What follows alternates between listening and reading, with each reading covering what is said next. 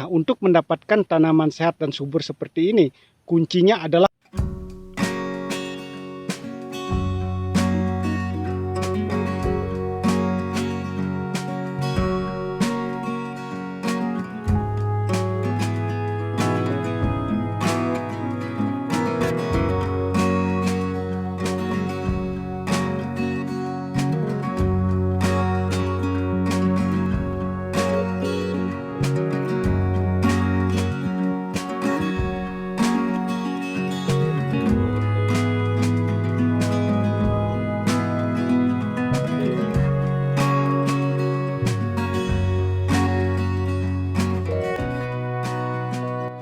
Halo kawan-kawan, kembali lagi dengan saya Ardana PT. Nah, pada hari ini kita berada di kebun tanaman cabai rawit.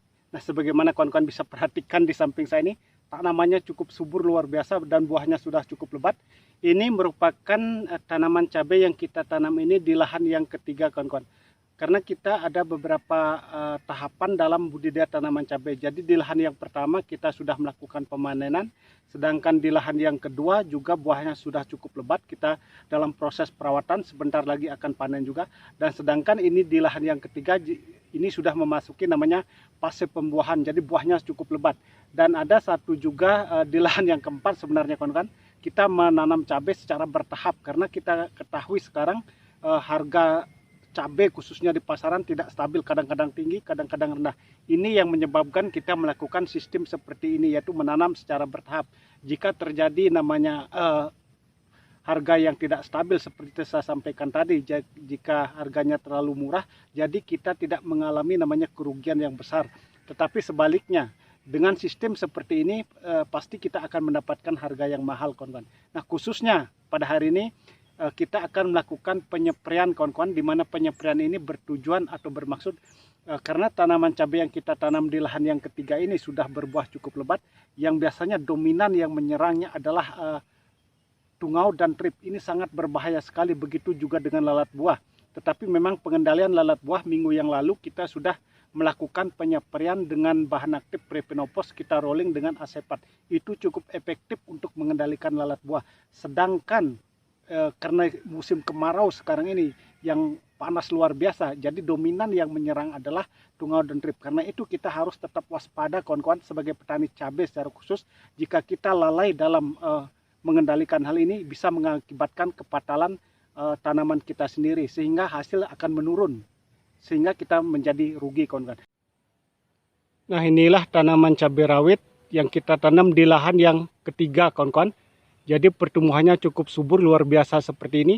Dan memang di lahan yang ketiga ini tanaman cabai rawit yang kita tanam ini cukup ekstrim dulunya.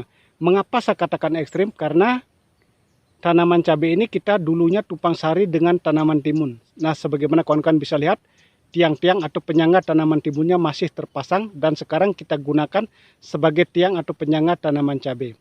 Nah, untuk mendapatkan tanaman sehat dan subur seperti ini, kuncinya adalah perawatan. Nah, bagaimana cara kita merawat tanaman cabai secara khusus agar bisa berbuah lebat, tanaman sehat dan subur seperti ini.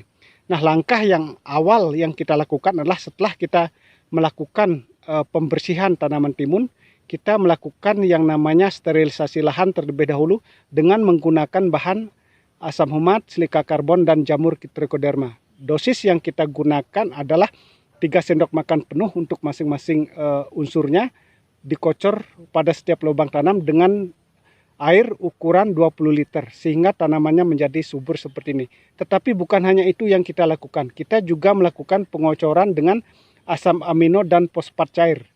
Nah, merek yang kita gunakan asam amino memang menggunakan Pigorin, sedangkan fosfat cairnya kita menggunakan merek Mordenpool, kawan-kawan. Nah, khususnya di fase generatif seperti saat ini, sekarang ini, kita juga melakukan pengocoran dengan kalsium dan boron. Ini sangat penting sekali unsur kalsium dan boron di fase generatif, di mana kalsium dan boron ini berperan sebagai pelindung tanaman agar lebih kuat terhadap serangan jamur atau patogen, dan juga sebagai agar bunga dan buah tidak mengalami kerontokan. Jika itu dilakukan dengan tepat, maka akan mendapatkan hasil sesuai apa yang kita harapkan. Dan juga kita melakukan penyepraian kawan-kawan dengan unsur kalium, fosfat, dan boron. Biasanya merek yang kita gunakan adalah Kalinet. Tetapi bisa juga kawan-kawan menggunakan nutrisi lainnya. Yang penting adalah mengandung unsur kalium, fosfat, dan boron. Itu sangat penting sekali. Nah, sekarang kita akan melakukan pencampuran obat atau insektisida, di mana ini bertujuan agar pengendalian trip yang sangat parah sebenarnya di musim kemarau ini. Kita sekarang ini hanya prosesnya pencegahan. Jangan sampai sudah terkena baru kita mengobati. Itu akan menjadi fatal, kawan-kawan. Untuk mengendalikan daripada jamur atau Anthranoxa, kita pakai namanya obat Daconil 75 WP. Ini merupakan fungisida dengan bahan aktif chlorothalonil 75%.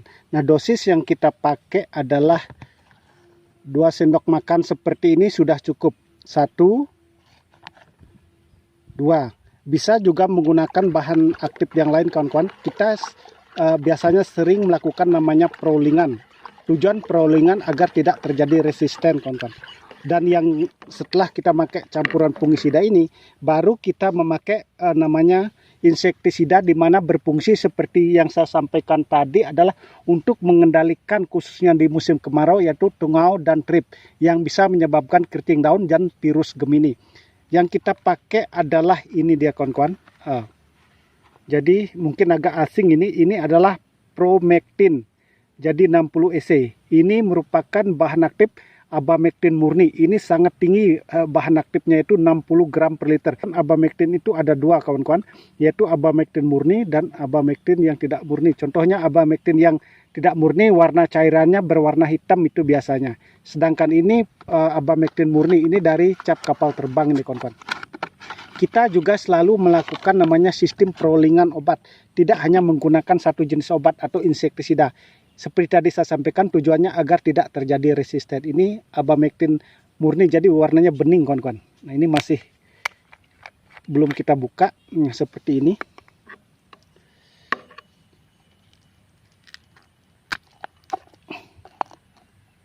Nah, ini dosis pemakaiannya sangat kecil sekali atau sangat sedikit. Ini khususnya untuk cabai, yaitu penggorok daun, hama trip, dan kutu daun. Ini sangat bagus sekali. Nah, ini apa namanya, juga untuk ulat itu penggorok daun. Jadi kita membeli satu obat jadi 2 fungsi, yaitu sebagai untuk ulat, sebagai untuk tungau, dan juga untuk trip, sehingga tanaman cabai menjadi aman. Dosis yang kita pakai hanya cukup 10 mili atau 1 sendok seperti ini sudah cukup nih, kawan-kawan. Jadi karena pemakaiannya sangat sedikit sekali, jadi lebih irit dia sebenarnya. Jadi untuk penggorok daun atau ulat ini hanya 0,5 mili per liter, jadi hama trip 0,5. Kalau kutu daun malah sedikit sekali, yaitu 0,75, kawan-kawan.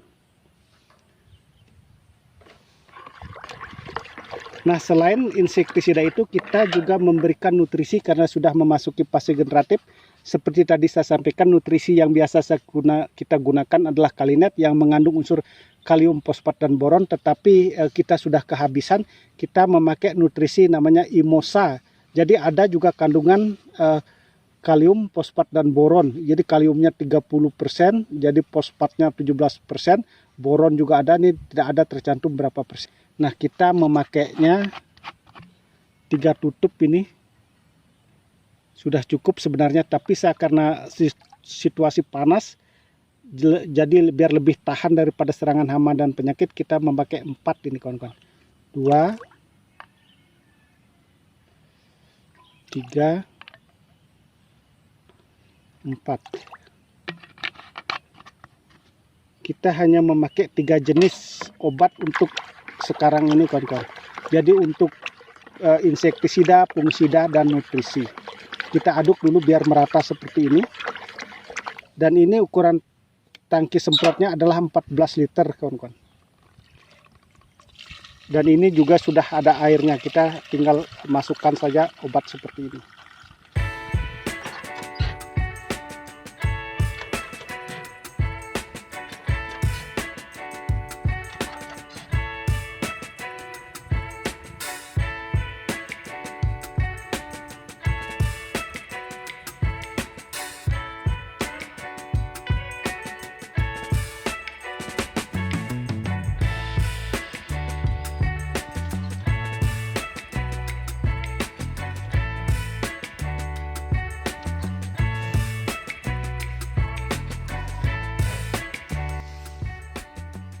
Nah, kegiatan kita melakukan penyepraian hari ini dengan insektisida, dengan fungisida, dan juga dengan nutrisi sudah selesai kita lakukan. Dan semoga apa yang saya sampaikan dalam perawatan budidaya tanaman cabai secara khusus dapat berguna dan bermanfaat bagi kita semua. Dan semoga kedepannya kita menjadi sukses.